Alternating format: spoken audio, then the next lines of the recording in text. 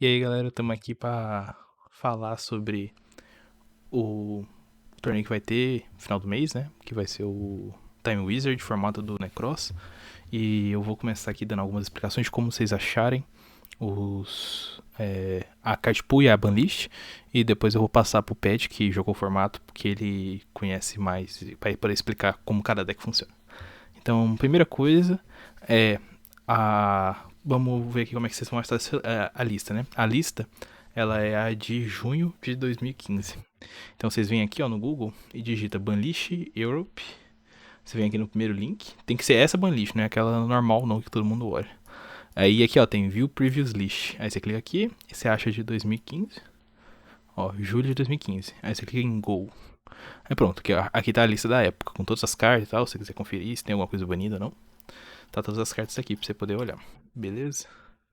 E aqui, ó, pra você poder conferir o card pool pra ver se tal card tinha saído na época ou não. O último booster que a gente tá usando é o Clash of Rebellion. Então, a data de lançamento dele é dia 6 de agosto de 2015. Então, você vai vir aqui no Yu-Gi-Oh! Pro Decks, igual a galera fez pro Common Charity. Você vem aqui na lupa, Advanced Card Search. Aí aqui, quando você for pesquisar, você clica aqui nesse símbolozinho. E aqui na data, você pode. A data aqui, ó, você pode colocar. Porque você tem que colocar tipo a data de início, né? Pode colocar mais ou menos 2000, mais ou menos. Qualquer data de 2000.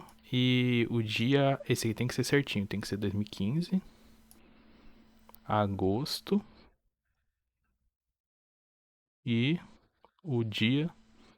Você vem aqui e põe. Depois do dia 6. Então vamos pôr assim, um dia 10 mais ou menos. E aqui vai ter todo o card pool. Aqui, ó, pra vocês verem, por exemplo, o Necros é um deck nesse formato, né? Então, se a gente tá aqui no Necros, vai ter os Necros aqui, todos os que existiam na época, né? Porque tem as cartas novas e tal. E, por exemplo, se a gente procurar um deck novo, só pra ter certeza que não tem aqui, ó, os sprites da No Result. Então, só pra vocês saberem, quiser olhar a card pool, se tal card existe ou não, você vem aqui e olha desse jeito aqui. Agora eu vou passar pro Pet e ele vai explicar mais sobre os decks.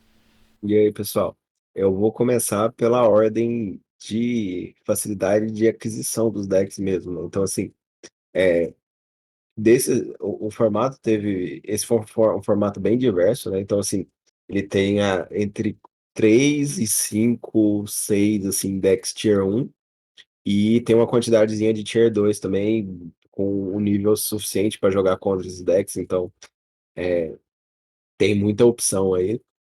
E baseado nos produtos recentes da Konami, em 2020 a gente tem um lançamento de um suporte para o deck de Shadow, né? Então, assim, desses decks desse formato é o que tem carta mais recente meio que em circulação, né?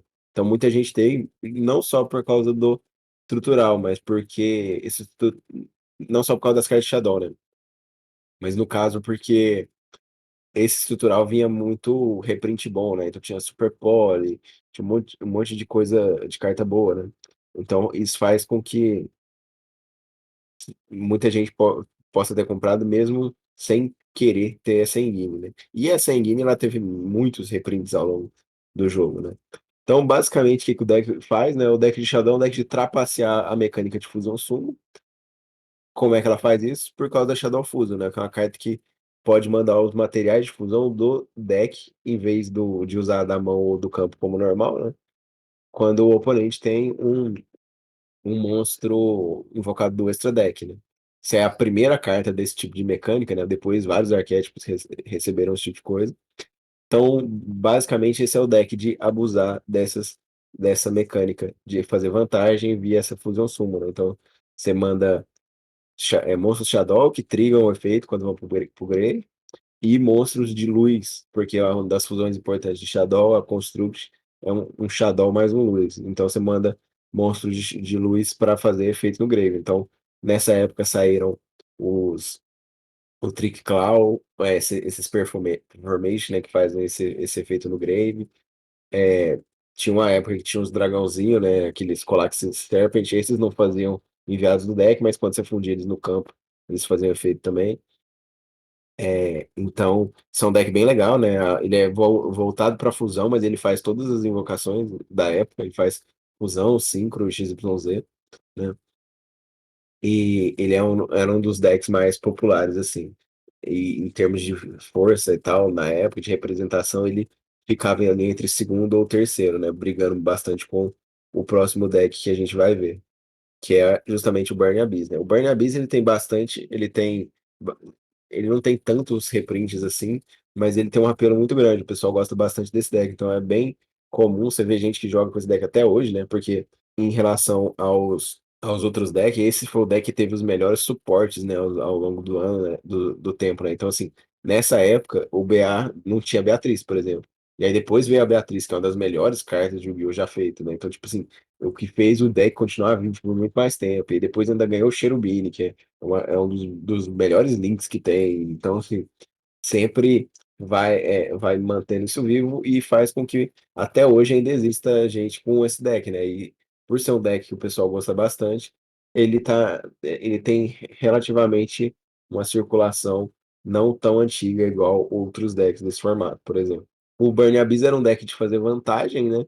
Porque suas cartas todas viravam outras cartas, né? Então, seus BAs todos viravam, os BAs bons viravam outros BAs, né? O Dante sempre que morria pegava uma carta de volta e aí você controlava o jogo do seu oponente. Coisa que eu não falei do Shadow, e se aplica ao BA também, é que tem várias variedades do deck. Então, assim, nessa época tinha um BA mais OTK, um BA mais explosivo, assim, mais agro, o Shadow, igual eu mostrei da outra ali, mas também tinha um Shadow mais de trap e tem um BA mais de trap. Então, assim, além de ter vários archetypes diferentes no formato, você tem, dentro dos archetypes, modos de jogar diferentes, né? Então, assim, você pode escolher o que mais te agradar mesmo. Então, as principais cartas do BA é justamente os BAs bons, né? O Grafseer, Skarm e o Dante. Por último, né, desses três principais, né, a gente tem o Necroz, que é muitas vezes o formato é chamado de formato Necroz, né, era o deck mais representado, assim, que quando ele saiu,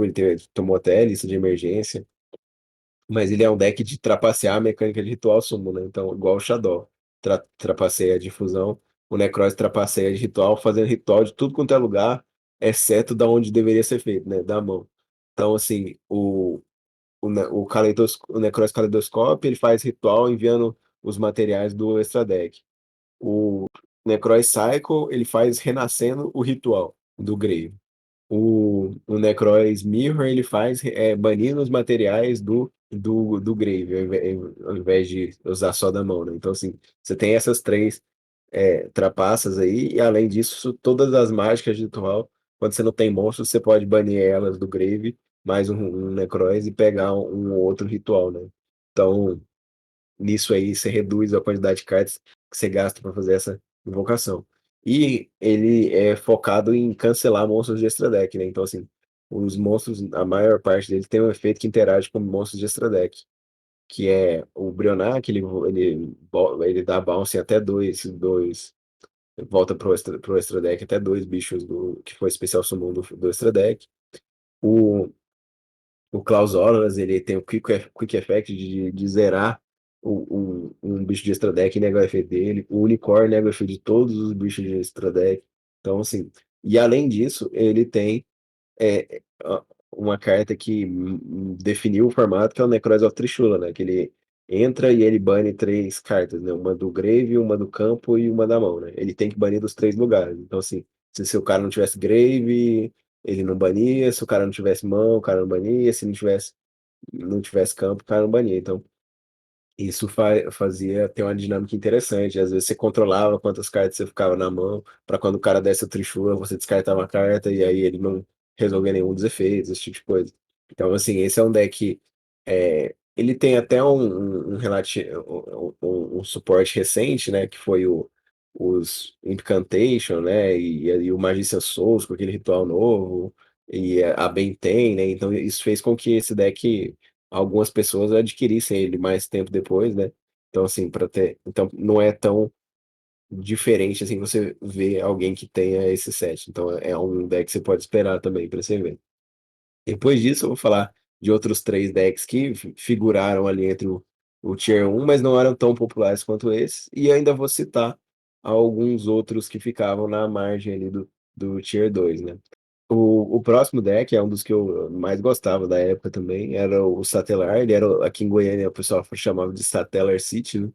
Porque ele era, desses decks metas, ele era um dos mais baratos, e ele era relativamente simples, né? Ele é um deck de controle e tal. E assim, esse formato ele era meio que uma guerra das mecânicas, né? Então, tipo assim, tinha o Shadow que representava a fusão, tinha o Clifford, que eu vou falar depois vai representar o pêndulo, o Necroz, o ritual, o Burning Abyss e o Satella, o XYZ, né? E o Satella tá desse lado aí do XYZ. Ele fazia bastante jogada de vantagem, que a sua jogada buscava a jogada do próximo turno. E ele tinha, nessa época, umas mecânicas fortes para combater os outros decks de Dark, né? O Shadow e o BA, que é o Stellar Knight, com o Stellar Knight, e o Diamond, né? Ele tem efeito de interagir contra bicho de Dark e coisa de Grave. Então, assim, isso fazia ele um competidor bacana, além dele fazer o dueler fácil também, né? Então é um deck bem bacana, assim, para quem tiver algum interesse em jogar com um engine mais de XYZ, né? O Satella seria o XYZ Rank 4 e o BA o Rank 3, né? Então, assim, dependendo do que te agradar mais. Depois a gente tem o Infernoid, que ele é basicamente o deck de Milad da época, né? Então, assim, tinha o Monster Gate, o Reason, né?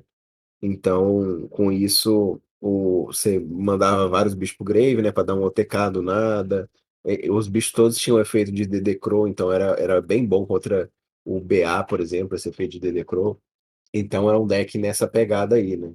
Pra quem gosta mais desse estilo de jogo. Como eu disse, é um formato tem bastante diversidade, né? Então, assim, os decks são diferentes e a maneira deles jogar também são diferentes, né?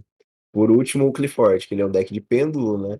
Ele era um deck também que usava bastante Floodgate, né? Então, no começo ele tinha 3 Kill Drain, 3 Vanish, né? Depois elas foram limitadas, apareceu o Lose Turn. Mas ele é um deck de pêndulo que te proíbe fazer especial summon dos outros archetypes. Então, você fica dentro do Clifford. Então, ele é um deck de pêndulo e ele incorpora a mecânica de tributo summon. Então, assim, os bichos trigam o efeito quando são tributados ou quando são tributo summon. Então você tem coisa que destrói carta, que volta carta pra mão, invoca dois bichos do deck, quando é tribute. Meio que complementava essa parte de ter o pêndulo, né? E também um deck de tributo summon, né? Então a gente ficava com quase todas as invocações no meta, né? Então, desses tier 1 só não tem o Synchro, né? O Synchro era representado pelo Yang Zing, que aí ele caiu um pouquinho mais pro Tier 2, mas também era um deck da época. Além do Yang Zing, a gente tinha o Yosenju, que era um deck nesse estilo um deck de Beast Warrior, só que ele era mais nesse estilo do Clifford, né?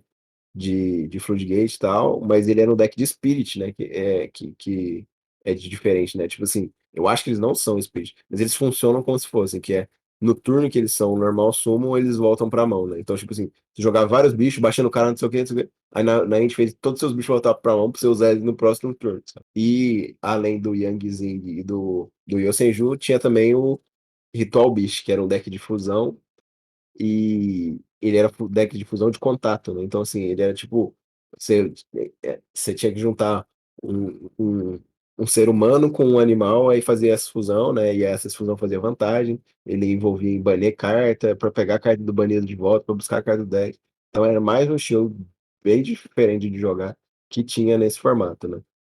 Então, assim, esses decks aí, vai ter na descrição os links de onde vocês podem arranjar essas informações, né? Esse é um formato que tem muito conteúdo, porque é um formato que o pessoal gostava muito de jogar. Se não for o melhor formato que eu joguei, deve estar entre top 3 ali, realmente muito bom. Os jogos demoravam, todo mundo, você tinha turno, ia pro seu turno, turno do cara, esse tipo de coisa. As partidas, elas mudavam muitas vezes quem estava ganhando e tal. Então era muito bacana mesmo, assim, eu tô bem ansioso pra gente poder jogar isso de novo. E por último, só atualizar quanto às regras, né? Porque conforme você volta no tempo aí, a gente tem uma mudança de regras como para jogar como era na época, né? Então, por exemplo, na época do Gold, a gente tinha prioridade, né? Uma regra diferente. Nessa época desse formato, tem duas grandes mudanças. Como vocês podem ter visto, o Mind Crush está em várias das decklists. E na época, quando você ativava o Mind Crush, o cara tinha que mostrar a mão, então assim, a carta era muito melhor, porque você conseguia ver as outras cartas além da carta que você declarou, né? Então muitas vezes o cara ativa um Reinforcement of the Arm e busca o Shurite. Aí você fala, dá uma Mind Crush falando Shurite, ele descarta o Shurite, né? E todos os outros Shurites que ele tivesse. E você ainda pode ver a mão dele, né? E isso permite você planejar as jogadas, né? Não é igual hoje em dia que a carta praticamente não é usada mais, porque essa regra mudou. E por último, a gente tem, eu acho que é o mais importante. Na época, os efeitos triggers, eles tinham que respeitar a ordem de ativação de quando eles foram atingidos. O que que eu quero dizer com isso? Por exemplo, se eu tinha né, o Trishula e eu fazia o ritual summon dele tributando o Shurite, que ele ativa quando ele é tributado, e na mecânica de ritual summon, primeiro a gente tributa os monstros materiais e depois invoca o monstro ritual. O Trishula era um monstro ritual que trigava efeito quando era invocado. Então, como o tributo do Shurite aconteceu primeiro, ele era o Chainlink 1. Então, era Chainlink 1, Shurite, Chainlink 2, Trishula. Por exemplo, quando você fazia o Dante com grafo de material, e aí você tirava o graph, né, de material e milava 3 com Dante. E aí você milava o Sir. Aí, nesse caso, o Graph, que foi tirado primeiro do que a milada, tinha que ser o Link 1 e o Sir tinha que ser o Link 2. Você dava Shadow Fusion para fazer a Construct ativa quando é invocada. Os Shadow quando são enviados para o Grave. Só que na mecânica de fusão, você envia para o Grave primeiro e depois invoca a fusão. Então, a Chainlink, quando você mandava o Shadow Beast, o Triclaw e a Construct, ela ficava Beast ou Triclaw, né? Chainlink 1, Beast ou Triclaw, Chainlink 2, e Chainlink 3 usa Construct. Então isso fazia você conseguir negar coisas do campo, muitas vezes, com efeitos que tem que responder diretamente, né? Então, tipo, tem uma carta lá que chama Divine Wrath, né? Que é tipo, ela é tipo uma Solemn Strike que tem que descartar uma carta, que tinha na época. Então, hoje em dia, se você usasse essa carta, o cara poderia simplesmente driblar ela com o Trishula, botando o Shurite de Link 2. Mas na época, como a regra funcionava desse jeito, ele não tinha essa opção, então ela conseguia negar isso. Tem um Shadow, que é o Shadow Sheknaga, que tem um efeito que nega monstros especial summon quando ativa o efeito, que é da mesma maneira. Então, assim, seria totalmente driblável, né? E por causa da regra como é que não era assim que funcionava. Então, tem que ficar atento a essas duas mudanças principais. Eu acho que mais afeta essa segunda do que a da Mind Crush, mas ainda assim é bem interessante de estar atento.